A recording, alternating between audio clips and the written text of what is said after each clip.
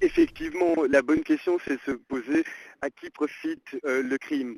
On peut évidemment se poser toutes sortes de questions sur Dominique Strauss-Kahn, sur son addiction sexuelle, et sans doute qu'il y a une part de vérité là-dedans, mais tout démontre que dans cette affaire, il a été piégé.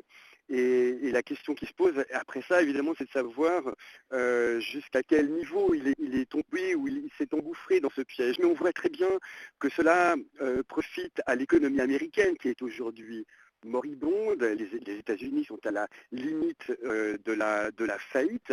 Ils ont dû lundi demander une extension de 300 milliards de dollars à la limite de crédit, à leur limite de crédit pour tenir jusqu'au mois d'août.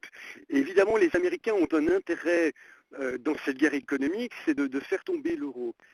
En faisant tomber l'euro, évidemment, ils peuvent espérer que cela profite au dollar, qu'ils puissent continuer à vendre des bons du trésor et à gagner du temps sur la faillite de leur économie. On sait, alors évidemment, il y a toutes sortes de critiques que l'on peut donner à Dominique Strauss-Kahn, qui était effectivement le directeur du FMI, mais qui a quand même contribué au sauvetage de la Grèce et au sauvetage de l'euro. Et on a évidemment aujourd'hui toutes sortes de personnes qui se réjouissent de la chute de Dominique Strauss-Kahn parce qu'il incarnait autant que Nicolas Sarkozy ce côté bling-bling de la politique. Il y a eu cette photographie dans sa Porsche, il y a eu sa suite à 3000 dollars et sa vie privée qui est aujourd'hui exploité, mais il n'empêche que c'est un homme qui a contribué au sauvetage de l'euro. Et le but des États-Unis, évidemment, c'est cette arrestation et cette inculpation de Dominique Strauss-Kahn peut être considérée comme un acte de guerre des États-Unis contre l'Europe.